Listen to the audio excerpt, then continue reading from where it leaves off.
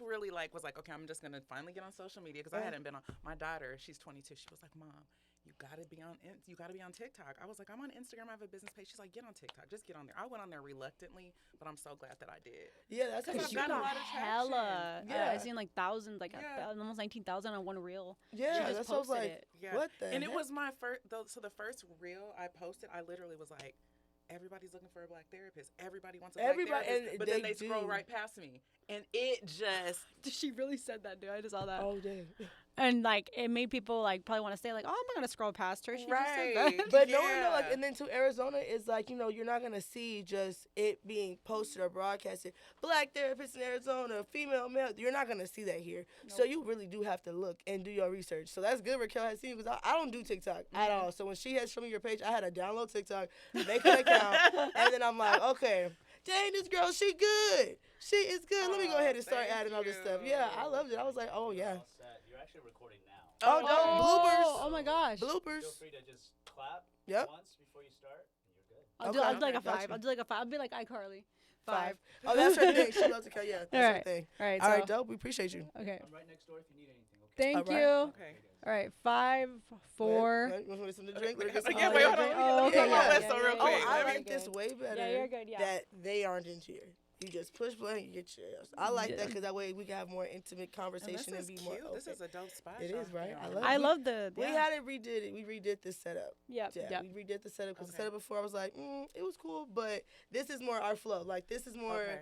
like how we Lounge. Raquel like our thing to be like have our guests here, have another person there, but we love like this is more perfect. Okay. Yep. Yep. All All right. right. 5, 4, 3, 2, 1. What's up, guys? It's February. We back. We got Honey in the building. What's up? What's Y'all popping? really Already on the vibes, on the vibes, on the vibes. So, I told Honey, I'm like, Honey, we always talk about mental health, but we need to really get to the root of the issues. And I was like, we need to have a therapist. Yes, And we ma'am. got Resilient Reflections. Hey, right y'all. Yes, in the All building, right. in An the actual building. therapist. Glad If to you want be to here. introduce yourself. Okay, my name is Domincea White. I'm the owner of Resilient Reflections LLC. I'm a private practice owner. I've been a clinician for over 20 years Woo! now. Period. So I'm just excited Let's to clap be for here that. I and love just have that. some real relatable conversation about Yes. our mental health. Yeah, Yes. no, like I feel like people like Honey was saying, earlier before we shot this, is she had a really good question. Honey, what do you want to actually say? So really where I was jumping into, we're just here conversating and stuff. And really my question was, how do you start? Like, where do you start? You get your therapist, you find them, right? You get a relationship, all that. But what do you start talking about first? And that's something that I've thought about, I've struggled with. I want to go to therapy. I want to talk to somebody. I want to see what, if they really can help outside of my friends and family. But where do I start with them? Because there'd be so much going on. It's just, where do I pick, Yeah. And we need you for this. Well, that's a very common question mostly for first-time therapy seekers or people that return. They're like, I got a lot to unpack. Okay. There's there's years and years of stuff. It's the thought of it is just overwhelming from the beginning. It is. Okay. Now it's gonna depend on your therapist. I'm the type of therapist where we don't have to go chronologically. Okay. We can start at 5, we can jump to 23, we can go Okay. back to 12, right? Because all of that is information. So if you're telling me about an interaction you had with a coworker, my clinical brain is processing that information and going, okay, Got you. that's people pleasing, that's a fawning response, she's not effectively communicating. You know what I Okay. mean? So a good clinician, in my opinion, should be able to listen to what's going on day to day, and gather some information, right? And then look at your childhood and the past. The past kind of informs the present. So for me, I tell people start with whatever you want to start with. Tell me where you're from. Tell me about your family. What made you come here today? What do you like? What's your favorite food? It's very important to establish a good relationship. That's the first part is you. rapport building. I love Really? that. Yeah. I did not know that. I thought you just go in there and you just start, this is what happened. I don't know what to do. But Yeah. you actually sit there, you wait, you kind of like a first date, if you will, get to know 21 have questions and get to. comfortable. Okay. I never knew that. Well, okay, because as a clinician, right, I'm a trusted professional, but you don't know Yes. me. Yeah. You don't know me. So I tell my clients, I am a stranger. You trust me because you've seen me on Psychology Today. I have a degree, but you need to get to know me not only as your therapist, but as an individual, as a human, right? Because you're not going to go to somebody and just start pouring out when you don't trust them. Yeah. So establishing trust and having a relationship, a reciprocal relationship, to me as a clinician is very important. The learning actually works both ways. Oh my God. I actually love that. I love how she put that in there. Like, that's true, because I don't tell my business to people on the streets. I confide in my friends and like my family because I trust them. I build a rapport. That makes so much sense. You got to lay a foundation of trust, right? And then remember, in the therapeutic setting, we're trying to learn skills that we can use out in the wild. That's you know true. what I'm saying? That's true. I like Learning how she said that. if I we're like not how she doing said it it. in the write that shit room. down. For real. I'm about to write that, That down. was it. real quick. That was it. That was it. Yeah. I like it. So I it love has to that. be real. It has to be honest. It has to be real. We Real, can't be authentic. in therapy being fake, phony, and everything, and then asking, to go outside and have these real conversations. Dang, Yeah. that's so true. Yeah. So, So- you develop a lot of insight. I love that. Wow. And so, okay, so what I want to commend you for is I know a lot of, in the Black culture, they're like, don't tell people your business. Don't. So what made you want to, mental health, obviously people think, and this is just like the stigma around it. It's all in your head. Why are you going to tell people your business for? You'll be all right. You'll get through it. But it's like, what made you want to break the stigma around the Black culture of, don't tell people your business, what made you want to rise above it? So because I actually like study for it, to be a therapist, to actually like fight through the culture, because that's hard. Your whole family thinks of it differently, but you believe in mental health. So what made you want to break that stigma around it? There's a lot of little things that have happened that have led me to this. So one of the first things, a couple of my aunties would have foster kids, and they would come over and we would spend time with them, and then hearing their story, like, oh my God, like super traumatic. So as a young kid, I was like, oh my God, like, Oh yeah. people mistreat kids, you know what I mean? So I always like had a heart for people, for, early learning about abuse and neglect, you know? And then I would say I knew from a young age I wanted to be a helper. Time went past, I went to the military. I started volunteering in crisis nurseries. Oh, wow. And then when I got out, I was like, I'm gonna get I'm really gonna do this. So I started working in group homes. Okay. That exposed me to a lot. Domestic violence group yeah. homes for teenagers. I was working overnight straight out the military. Exposed me to a lot. Then I ended up going to work at Child Protective Services. I did investigations for Really? Yeah, Oh I my became a God. forensic interviewer. So there was a lot of little steps that I took, and I realized, okay, people aren't getting the support that they actually need. They're not getting the support that they need. There's something really going on here. And so through that work, I was like, okay, I don't want to just be removing these kids and then telling the parents, go do services. The services weren't good. The services weren't addressing what really needed to happen. And so I'm like, okay, I need to be a change maker. Let me figure this out. Let me go get my degree. Let me really talk to people and help them, prayer, all that. I don't knock any of that, but you have to have some actionable steps. Yes. And when there's no one to help you figure out how to do that, it can be very isolating and confusing and lonely. Yeah, it can be. So mental health, we always talk about mental health. It's very important because I feel like it's like your physical health. If you feel depressed, you're not going to want to go out. Or you'll be like, you don't know what's going on with you, but you keep seeing the world in a negative light. Right. And I feel like depression is always something that people struggle with. And, sometimes people just don't know what to do when it comes to that. What would you say to somebody who is depressed and going through it, and they just, they see the world in a negative light? But also to be able to fight through that, that's a really hard one. What would you tell somebody? One thing that's super important that I always say, every one of my clients knows I say this regularly, healing is easier said than done. And it requires a lot of intention, right? To tell somebody, get up in the morning, open the blinds, be optimistic. Saying that and doing that is two different things. So the first thing, when you're struggling, is you need to be validated that your pain is real.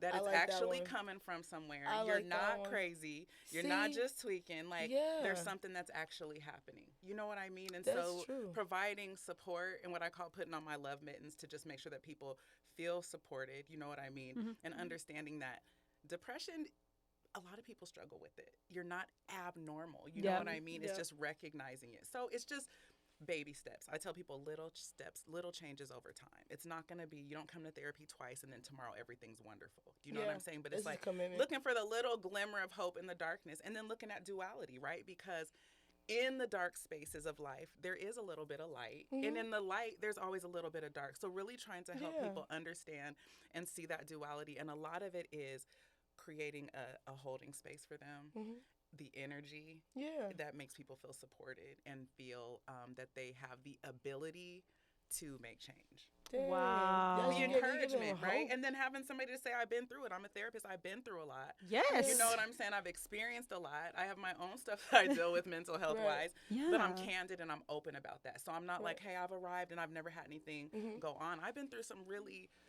difficult things, and I'm open about them as well. So you are, when you with your clients, you know, if they're saying, like, if they're talking to you about something, you know, you'll be able to, like, let them know, like, I've been through this or I've been in this situation, and you can give your own opinion from what you went through and how it's relatable with them.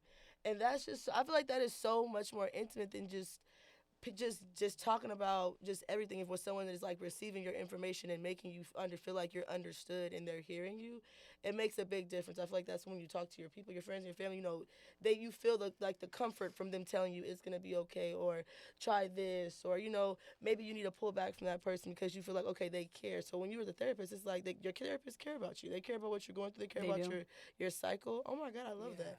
Now, a question I have, because you just said that, you know, you've been through things and you go through things, and do therapists have therapists? They should. They should. I always say, get a therapist. Do y'all who goes do to that? therapy. Because I know that's your field, your profession. It's important. But do y'all do that? They should. I just think for me, listen, the helper needs a helper. The healer Wow. needs a I healer. love that. It takes a Who village. is helping, you know, I also need to work through my stuff, not only process what I'm dealing with from my clients, but I'm a human. I go through stuff.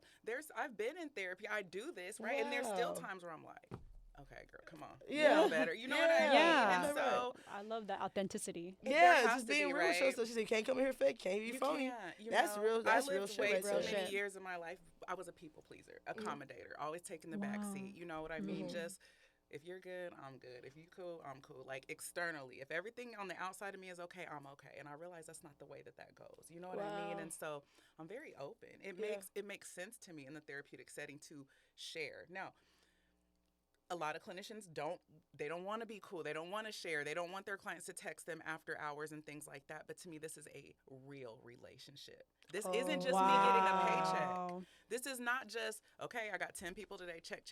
It's like, okay, I have her, him. Okay, she's working on this. What do I need to do for today? What is my intention for this person? This is how I feel about the work that I do. I am a very relational therapist. This is soul work.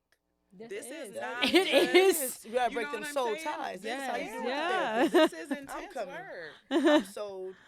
I'm so serious. I've never met one like a therapist. Like, I've talked to therapists over the phone or done like Zoom meetings, and I've never even felt slightly this comfortable. And we've only been talking for about maybe like 10 minutes on film, and maybe 10 minutes before. I feel like really comfortable with her and like someone I could trust. Like, oh wow.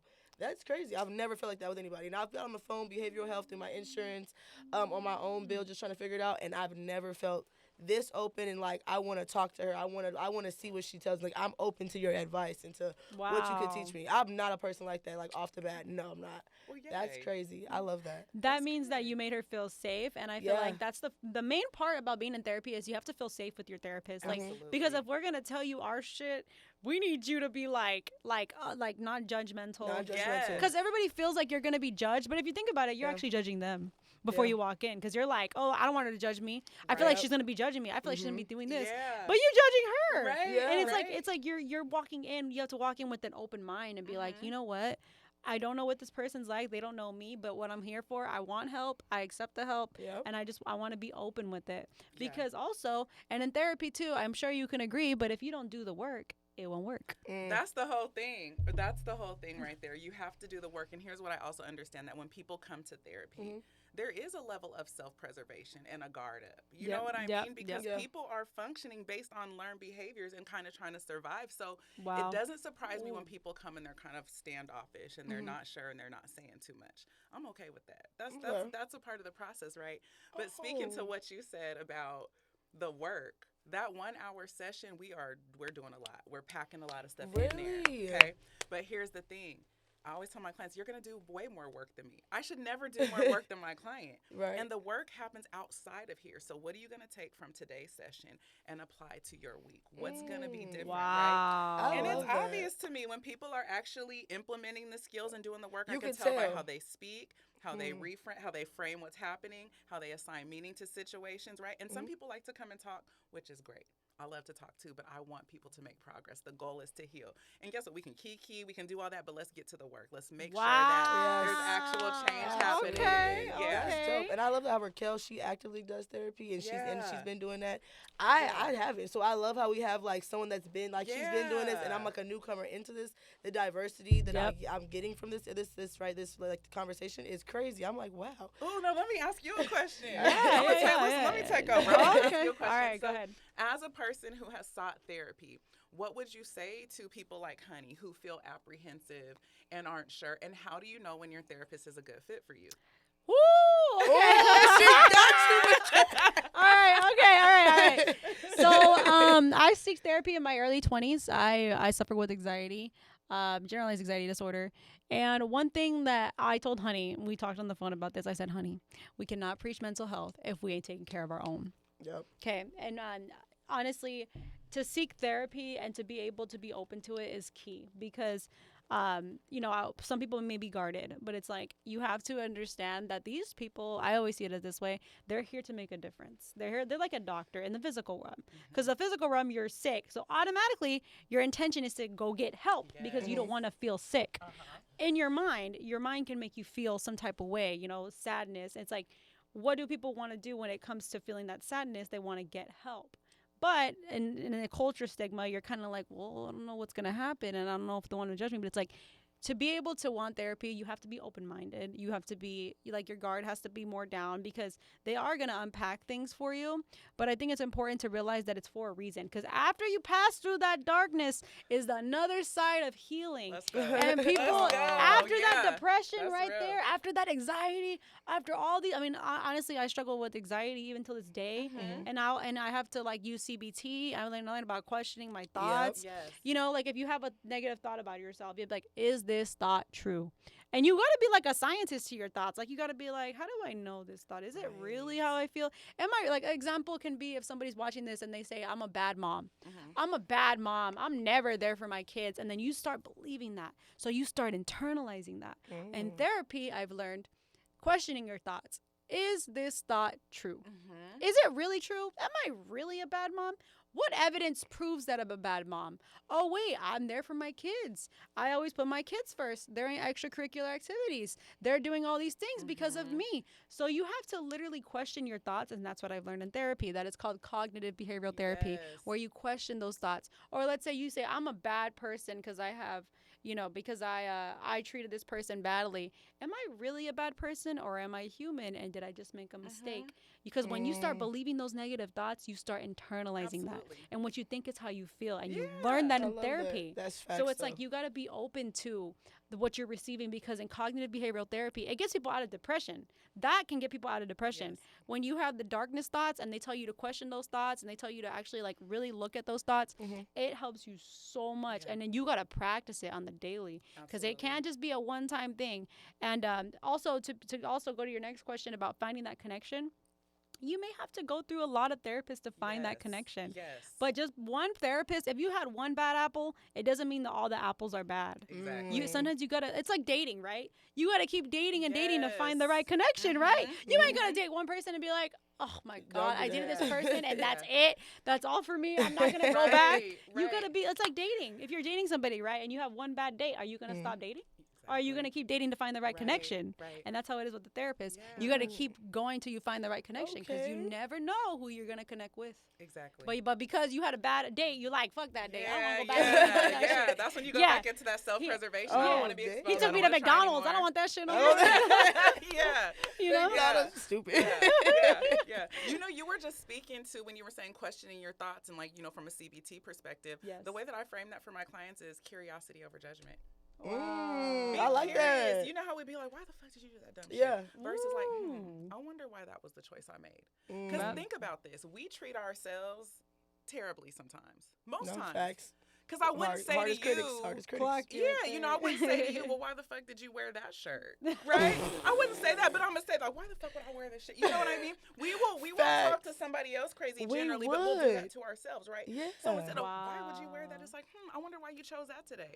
Same You question. saying it different. You say The that. brain tracks, right? So the same way Yeah. a child is gonna shut down when you say stop doing that versus why are you doing that? That is true. That's What do you exactly think what it is with my happens when we kids. do it to ourselves? And when I say talk to them and say like talk at them versus talking to them, it's a completely different reaction. I can sit there and ask them, like she just said, "What the fuck are you doing, man?" Versus, "Can you tell me why you do this? Why you do this, mama? Why?" And I don't know. Okay, well you don't know, so that's where we at next. That is true. I use that. I didn't realize I do that all the time. Literally, that is insane. And you got to think about that. That invokes like kind of a fear response, right? Which will literally put you into a fight or flight, which means you're not really present emotionally. You're just there. And sometimes you get that from childhood when they be like, "Why the fuck did you do this?" Or because my dad was like that with me, and so also my dad was a very angry guy. So I realized that some of that anger kind of rubbed off on me. I realized that in therapy. So I had to learn how to like regulate that because I didn't want to repeat what my dad was. I wanted to be different because the question, and my therapist asked me, she'd be like, "Do you want to be like your parents or do you want to be like yourself?" And I was like, shit, like there's some things that you learn in therapy that you just don't even realize till the adulthood because then you're realizing, why do I still feel this way? Or why do I feeling like this? Or your relationships actually bring out a lot of your childhood in you more than what you think. Oh, yeah. What I realized, too, is that the familiarity. If you like chaos and you grew up in a chaos household, what do you think you're going to be attracted to? And then you got a peaceful party, you're like, oh, this shit boring. Right. You're nervous. I want some chaos in my life. I want some feel that. No, because when you're you're used to that dynamic of a toxic household, you are kind of attracted to those partners who are toxic because it's what you grew up with. So when you finally have that peace, you're like, well, this feels kind of boring. Like I want some chaos. Well, in a way. It's also, it's habitual, but it's also, you see it over and over and over. But what the brain does with those toxic cycles is when you're in crisis and it's very toxic, right? You're in that fight or flight, but then that relief comes where it's like the honeymoon phase, the relief comes.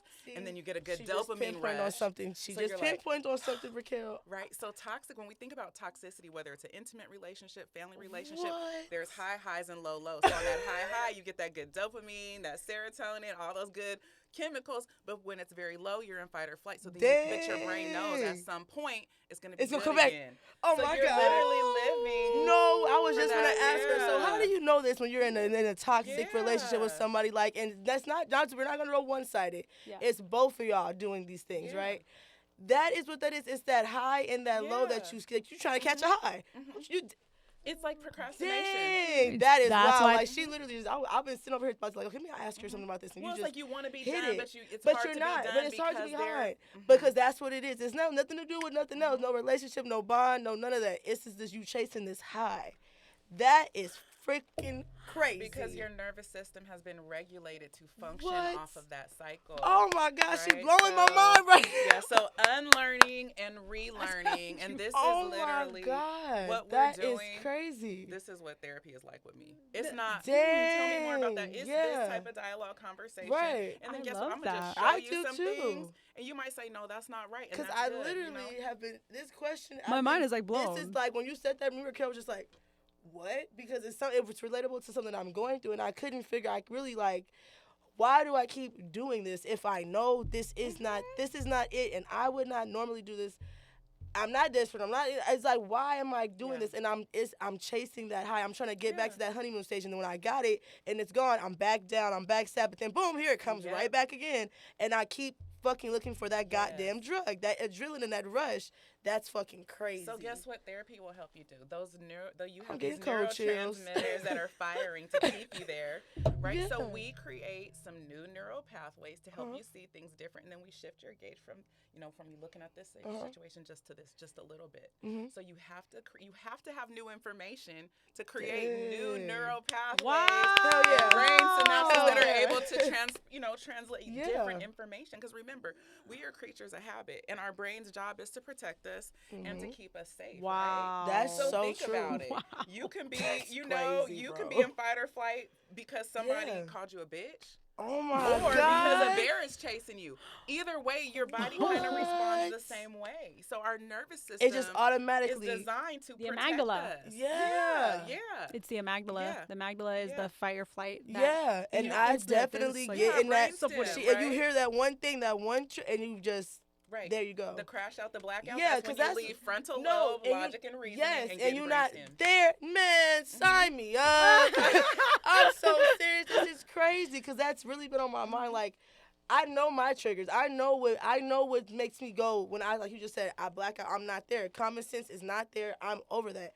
I know exactly when it happens, how it happens, and when it's gonna trigger me off. I know it, and I still feed into it, and I still will go. I don't give a fuck. Turning off my common sense off. Nigga, what you say? Whoop, whoop, whoop. Right. And I know I don't have to do that, but it's like one thing that just gets me, and I can't turn it off, or I don't know how to properly turn it off. Yeah. Wow. That is crazy. And you know, underneath the root of that, even though this isn't your session, let me just say this. There's some self-doubt and some lack of self-efficacy there.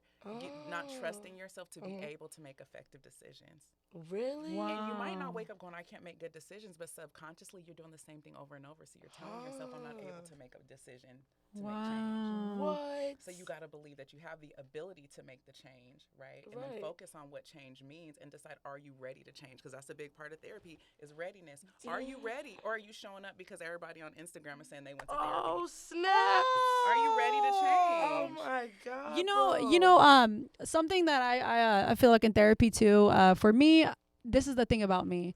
I struggled with communicating my feelings. But you know, this is funny because my dad came over and my dog, little puppy, he's like a little puppy, and he's like, get away. He's like, get away. I don't want to get close to me. I'm like, why don't you want to get closer? Like, my dad's not a vulnerable guy, and he also does not express his feelings. So he's, I don't want to get closer to me because if something happens to her, I don't want to get hurt. And I'm like, so he doesn't like the closeness. And some of my sisters, they don't like people hugging them. And my dad does not like us hugging him. So I'm like, I grew up in my dad was a very reserved person. So growing up now, I'm a person that doesn't like to express my needs. However, I realize the importance it is to express your needs, to express your boundaries. Because also my mom's a really nice woman. Yeah. But too nice leads to no boundaries. There you go. And too nice leads to being walked over on. Yes. And too nice, you have to be able to set your boundaries because those boundaries should set the foundation of how people treat you. Absolutely. If you are a people pleaser, if you are somebody that, because my mom's a really, she will give you the shirt off her own back. That's the person that she is. And I respect that.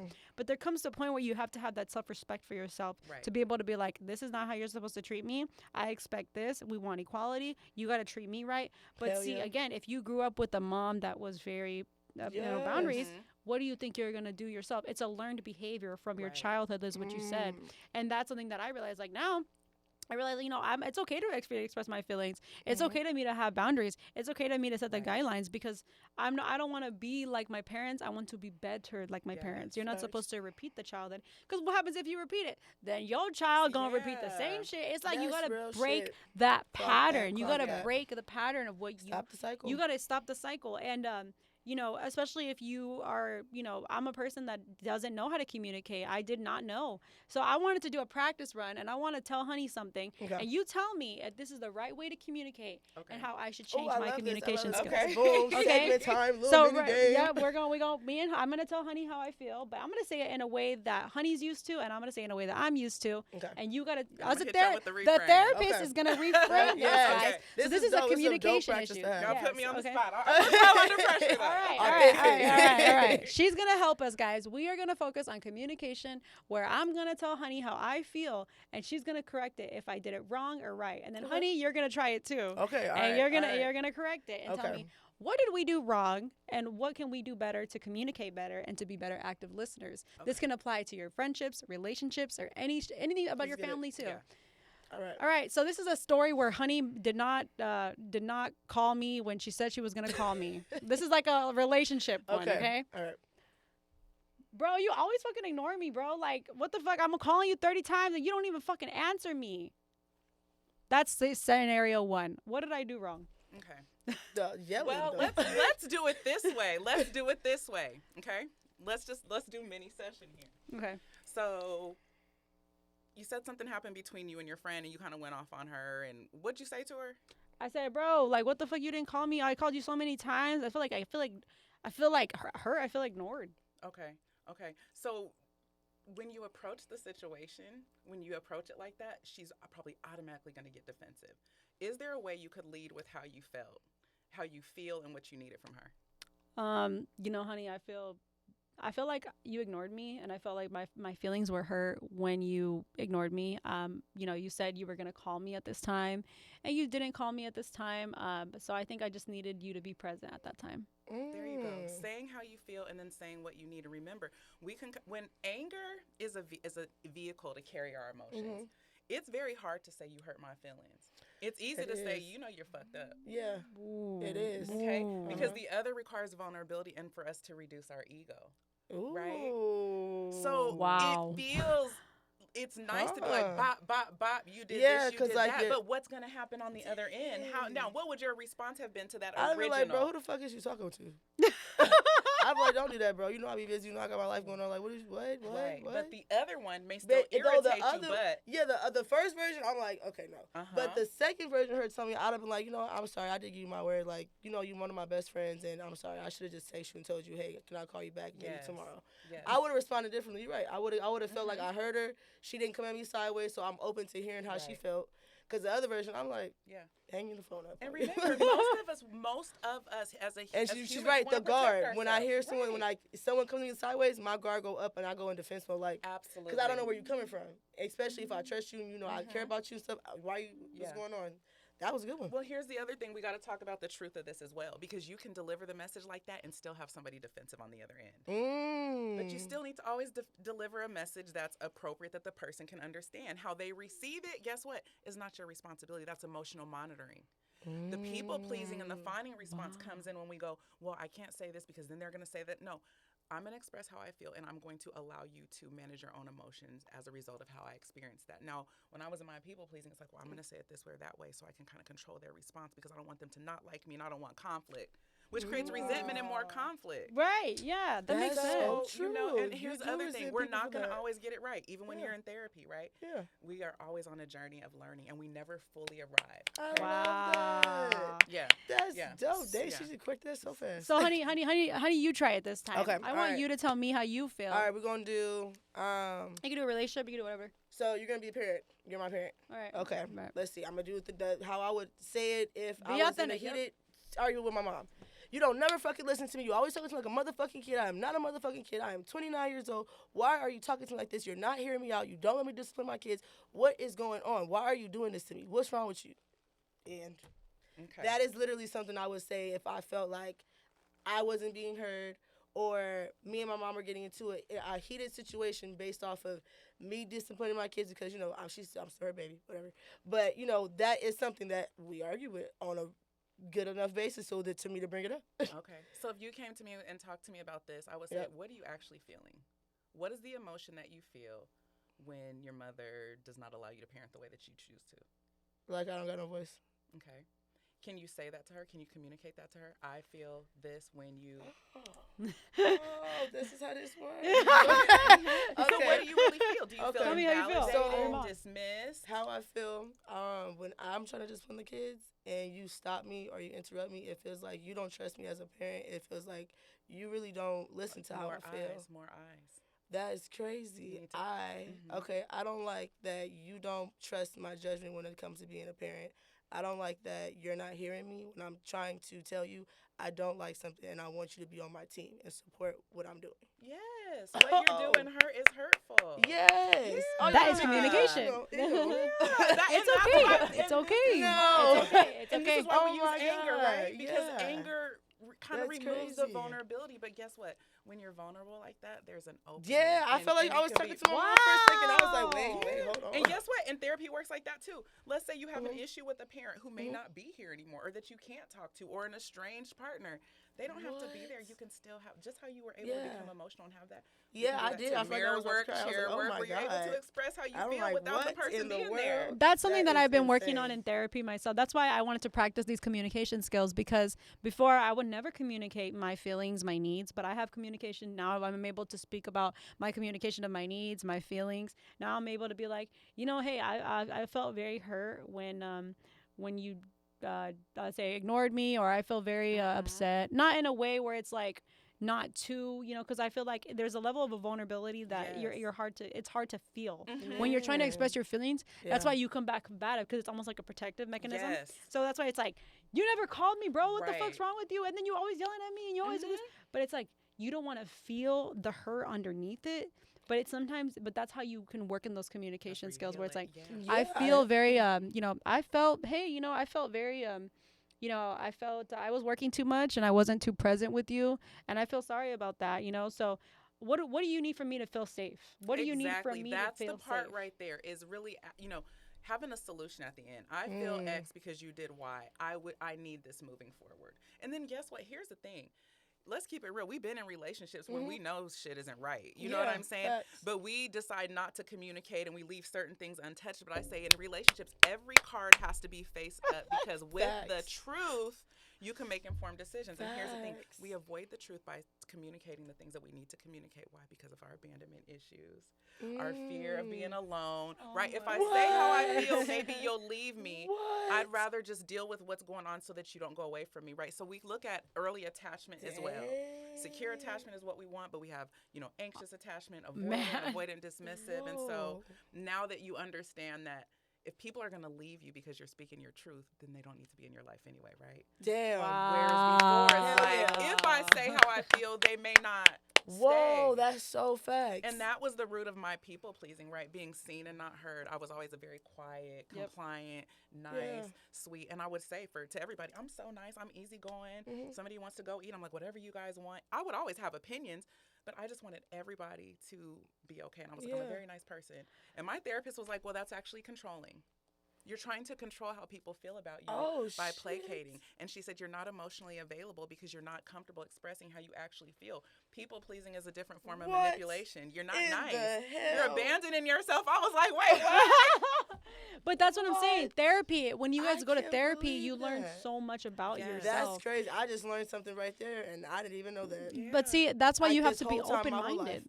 Like when you're open-minded to things, you learn so much. And communication, like I am open to this. So that's probably why I'm receiving this so positively. That's crazy. When you're guarded and you're like, I don't know what she about, but if I'll tell you my business.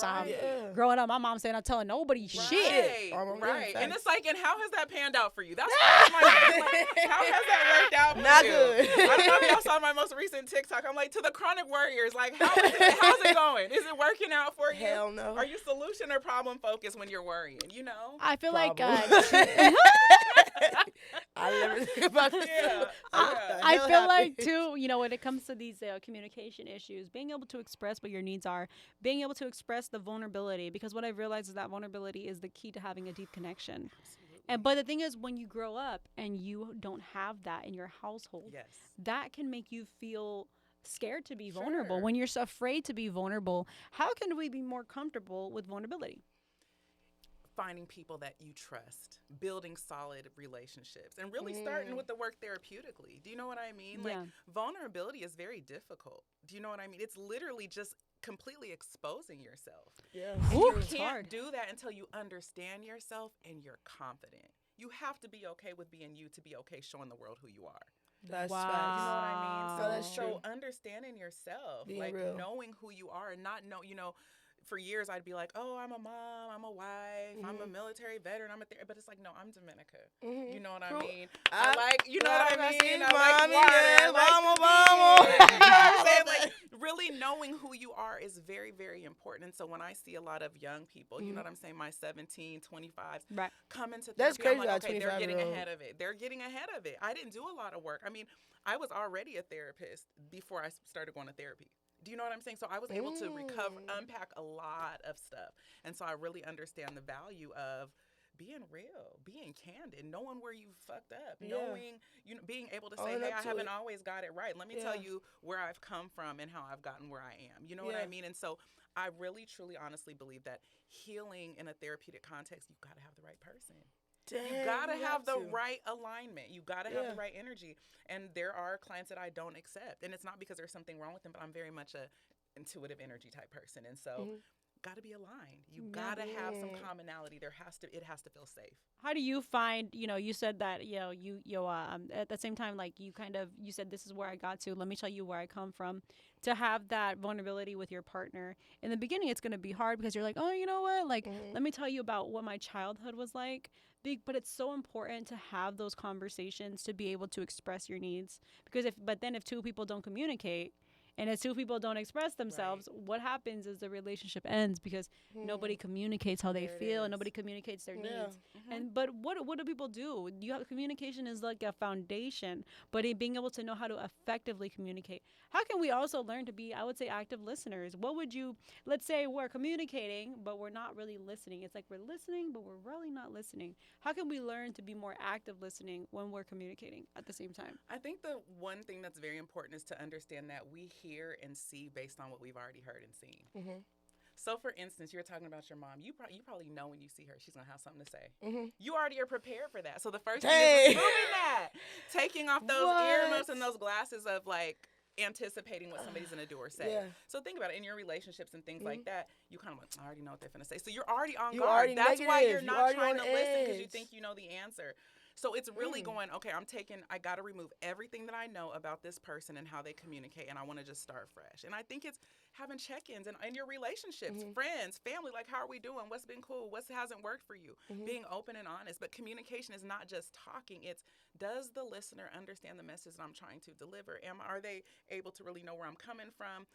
Do they understand the context of what's happening? Right. You know what I mean? And so most of the time, we're not listening because we want to prove our point. We want to be right. That's just a part of being human. That's our ego. Right. So you got to reduce the ego so that you can get to the place that you're really trying to go. That's me right there. No, because growing up, and then I realized why. It's because my dad always wanted to be right. There's actually a plaque in the house where it says, rule number 1, I'm always right. And rule number 2, read number 1. I love that. Her dad's cool as hell, though. I ain't gonna lie. He's cool as hell. But see, when people are talking, I instantly feel like I want to like prove to be right or be right. But I realize I just want to be able to actively listen. And now I'm starting to be like, okay, so what you're saying here is that this is what you're saying. So example, I'm gonna do another practice with Honey. She's gonna tell me about what she feels, and I have to be able to really listen and also reiterate what I heard. Okay, so tell me anything. Okay, hold on. You can talk about like relationship, friendship, whatever. All right. Problem, what you heard. Okay. All right. I don't think that you know that I don't like to eat pasta, bro, because I said I don't eat that. I said it like a million times. I said it. You keep bringing it, keep doing it. Like, do you not care? Do you just be like, it's all about you? Like, what's going on here? So what you're saying, Honey, is that you feel like I'm not listening to you. You feel like, you told me multiple times that you like to eat you don't like to eat pasta, and you feel like, I'm not really you're not being heard. Is that what you're telling me? Okay. Yes. Yeah. I had to make it simple because I was like, okay, be direct. That's growth. Don't be direct. Okay. Yeah. And it's hard because you can feel it in your chest, right? When somebody's saying something you don't agree with, and it's like, okay, now this is a question. So say you actively listening, you're there with that person, you're hearing what they're saying to you, right? But how do you actively listen to someone and take that wall away when they're just constantly saying negative things about the situation? Everything is you, nothing's them. How can you actively listen and put your guard down and be able to respectfully like communicate with them and be like, okay, I hear what you're saying and I'm this, but when someone is just constantly putting you down repeatedly and it's never them, how can you stop and really care to hear them in them type of situations? Like, how do you go about that? Something like this. I understand that you're frustrated and I hear where you're coming from, but it doesn't sound like you're taking any accountability. I'm feeling attacked. This is not going to be healthy if we continue this way. Wow. And it's not always going to sound like that. And it's not always going to look like that, right? But with more practice, it's just like, might be like, okay, we need to step away right now. It's not a good time. It's understanding the timing. You're never going to have a productive conversation when you're upset. Yeah. So when I'm working with my couples, I always say, have a check-in every 2 weeks. When things are like right now, address them. But every 2 weeks, you should know we're going to have a check-in. We can address what's going on to keep the relationship on course. Because when you're trying to address 10 different issues in one argument, you're in amygdala, you're in brainstem, you're in fight or flight, you're not using logic or reasoning, so you're not getting anywhere. It's like trying to talk to a 2-year-old who's on the floor screaming, having a tantrum. Okay. They're not present. I feel like, too, what Honey said about blaming somebody but not take accountability is what she said. And that's important because I feel like to put people down and to blame the other person all the time, to me that sounds like an ego thing. Like they don't want to put themselves down. But if you think about it, if they can't be accountable, then they can't grow. So you're the only one that's going to grow, and they're the only one that's going to stay the same. Absolutely. Because they're stuck in their ways. Yes. They don't want to change. If you really wanted to change, bro, you going to change no matter what. Like Yes. if you are so sick of your shit, and you will change, you will want to change those aspects of what you grew up with. But if a person consistently puts you down all the time and they don't see fault in themselves, if they don't see the change, how will they want to change? Right. And They're not going to the want to change. responsibility goes on you to decide what to happen, what needs to happen. And one thing I always say in my first session is, as you grow and change, you will lose people and you will gain people. Wow. And people are usually like lightweight, like okay, and then they come back months later and they're like, oh my God, my homegirl doesn't want to fuck with me. Oh my God, and it's like, because you're not going for the same things. You're changing, you're evolving, and some people are gonna love it and gravitate to it, and for some people, oh, I can't take advantage anymore. Yeah. Oh, now there's boundaries. Oh, now I can't do this anymore. Like when you kind of the switch up, but it's not a growth. It's not a switch up. It's growth. Right. See, that's that's what I'm saying, man. That's crazy. No, literally it is, because I'm like, I've been sitting here thinking, I'm like listening to I listen to you talk, and like just random things are popping in my head, and I'm just like, I need to ask her this. Like, when you're dealing with someone that, okay, you feel like you're a narcissist, right? They feel like you're a narcissist, this and that, but nobody is like taking the time out. Like you said, it's a million things going on that's wrong in right now. But let's focus on one thing and go from there, because she's right. When you try to have a relationship, you're talking about all these problems at one time, you're just going to keep arguing and keep arguing. And I'm like, I've never been in a relationship where we talk about that one, we sit down, be real with each other, let our guard down. We talk about the one problem that we're having right now. The rest of the problems, let's worry about that. And like you said, in 2 weeks, let's check in 2 weeks. Let's take on this problem, dissect it, figure out the problem, and figure out the solution, and move like that. That will probably cut so many arguments down, because you're not gonna popcorn off okay, well, what you did this and this day and you said that. Oh, well, you wasn't listening. It's like the domino effect is not gonna work out if you do stuff like that. That makes so much sense. And that's resentment. You know, when we let stuff slide and we don't clearly communicate how we feel, then you have all this resentment. And then when you have an argument that's over, why did somebody leave a dish on the counter? Now you're talking about what happened 3 years ago and who said what and why. And it's kind of like, because all that is still inside. Here. So if you still got that resentment and you're not being real. And someone just told me this, that I asked them questions. I was just asking someone questions about, where do you think like I lack out, or where do you think I should improve in? And one of the main things that they said was me being real with myself and being able to be okay with that. And this is a person that knows me. They've known me for since I was 18 years old. They said this to me, and I was like, are you serious? They're like, yes, if you be real with who you are and what you want, and you believe in what you're gonna do, I feel like a lot of stuff will be different for you. And I was like, and I low-key thought about it for the couple past days. I don't, sometimes I really don't be believing the shit I be saying to people. I'll be like, am I really gonna do this? Fuck no, I'm not. Because I have this guard up, and I already resistant to this person, and I already have this this negativity towards them. It's just sometimes I'll be like, is this even worth me putting all this time in with this person, or with this job, or with this thing, if I don't even really trust and believe that this is gonna work out, or just to give it a chance. Let me just try it this way and see what happens. I'm always just like, well, shit, I don't know if I could take that chance. I don't got that much time to waste, but you got to put the time in if you want to uncover these things. And I'm not a person that likes that. I want everything right now, and this process is not going to be right now. No. This is going to be a journey. Yeah. Oh, wow. Yeah, and that's a little bit of you trying to control, right? Protect yourself from potential failure or what may. Yeah. But, I always say, what if it works? No, you know what I'm saying? Yeah. It's multiple ways things can go. And again, it goes back to that self-trust. Yeah, that's what she said. That I was like, what the heck? Do you feel like if somebody, like what Honey was saying, they put them, she's wanting to actively grow and the other person just keeps putting them down? How do you feel like that is because I feel like in order for something to work, it has to be two people. Two people have to take accountability. One person has to take accountability. The other person has to take accountability. One person can't go to therapy. Another person just sitting down oh, no, you need this. Well, it happens. It happens. And it happens a lot. It doesn't really happen in relationships. They'll be like, you need to do this. You need to take this. I've done this years ago. I know me. I know this. You can't communicate. You can't do this. You can't this. And I'm just like, dang, it can't be all me, man. Yeah. This is crazy. Yeah. So I'm like, if that's your situation and you are with someone like that, y'all both have to actively work at this. If one person's gonna be going to therapy, we need to be doing this as a group because it's not a one-sided relationship. It's supposed to be together. Like you said, you have had Yeah. clients like this, Yeah. and y'all have to do this work together. It's not just one person. Well, even in my personal life with my Yeah. relationship, I say to my husband, like, we both have to be maybe not doing the same exact thing, but we both have to be moving in the same trajectory, in the same direction. So if Not I'm just working on one myself and person. continuously evolving, Yep. it's You gotta be important that too. you do the same. Yeah. Right? I Otherwise, knew that. Yeah, I so knew to my this. couples, when I have one of the half of the couple in the office and one person saying, well, the other person doesn't want to come, this and that, I say, let me just be honest. Please never weaponize therapy because some people like to go and be, my therapist said this. Do not weaponize therapy to your advantage. People will do it. Yeah. But make sure your partner knows that you are going to learn some skills and things you are going to grow. You may outgrow them. You should come, he or she should come so you guys can grow together. Sometimes I have them sitting where one partner is literally saying, well, they're the person. I go, well, it sounds like a lot of projection. Maybe you don't have the issue that they do, but there's still something going on with you. So you're right. It does take two people. Okay. And it takes two people who are really intentional and willing to go through the hard parts of it because it doesn't just smooth out overnight. Facts. Small changes over time.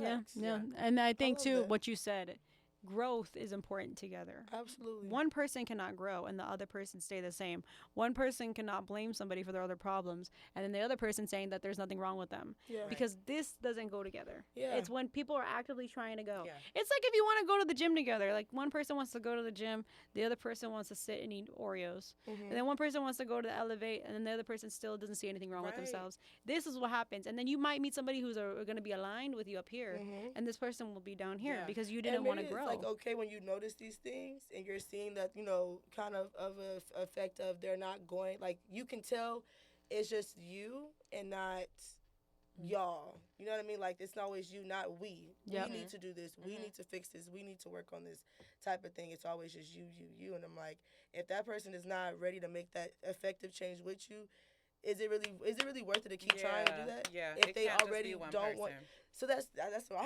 had to ask her when she was talking. I was like, I need to ask her that because that's a really like a big thing if you're gonna be in a committed relationship, any Yeah. relationship, like even with my mom or my friends or anybody.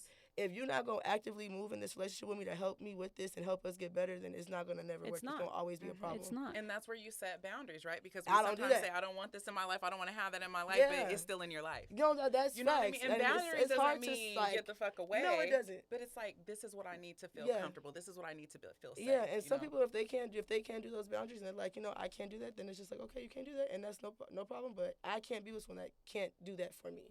I need this from you, and if you telling me you can't do that, you tell me everything I need to know. You got to love yourself enough because sometimes Yeah. it's not that easy though, right? People It's will tell not. us everything we know to Yes. leave, and we still cannot figure out why. And that's where we go. Let's look at the core of your early childhood, where you are, what are your attachment wounds, why are you still Dang. clinging on to this thing, what's going Even on if from a you brain know and it's body bad for you, perspective. why are you doing Right. this? Yeah. And a Dang, lot of that's it, crazy. like what you said about, childhood, it could really bring to your It really does start adult from life. And it does start from there because, and it's something because you grow up and you see two parents fighting. So you're really attracted to it because you were so used to it. But you have to unlearn the things that you gained in childhood. I learned that Yes. in therapy. Yeah.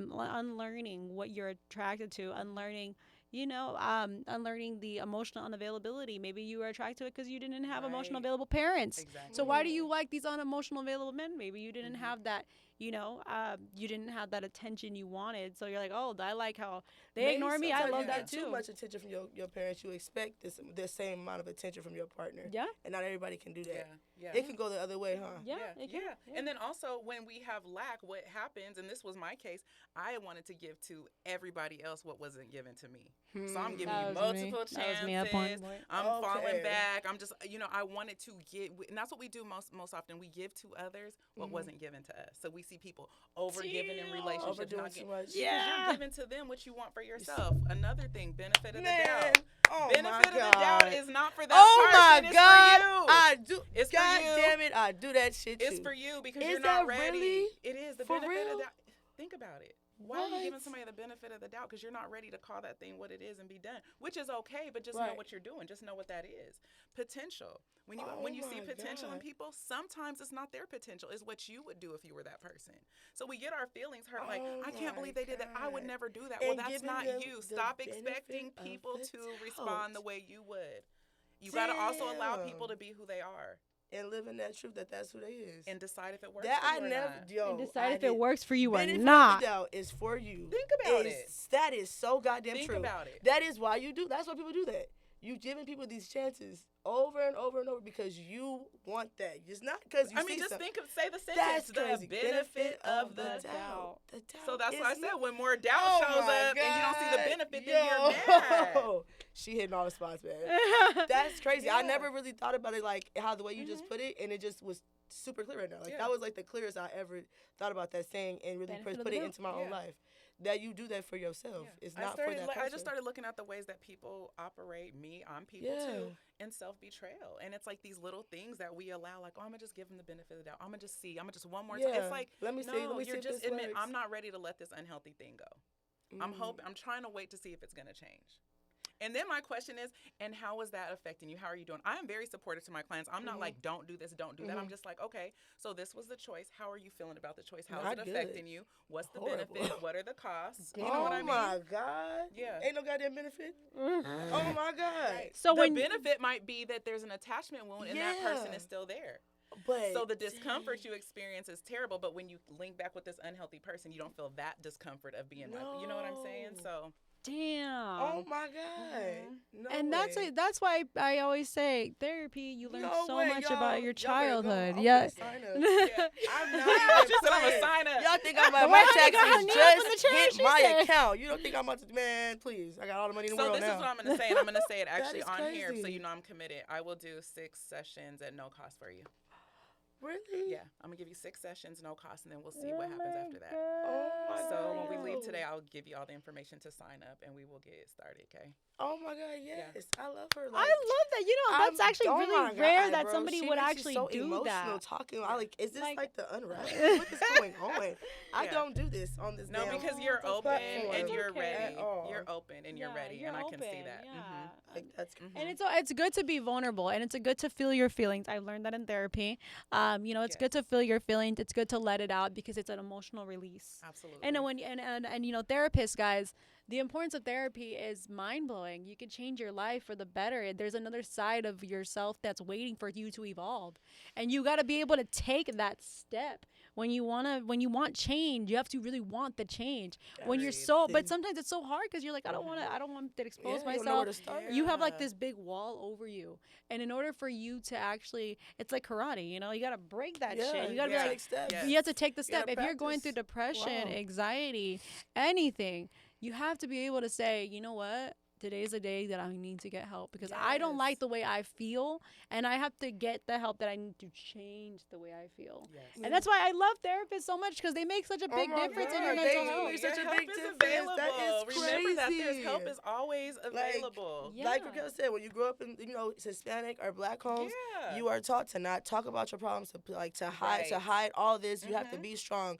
Being a Black woman, me being Yeah. Afro Latina, you gotta be strong. You can't complain. You Right. can do this. We are built to do this. We are these type of women that are built to do this and go through these emotions, and we don't need to talk about it right now.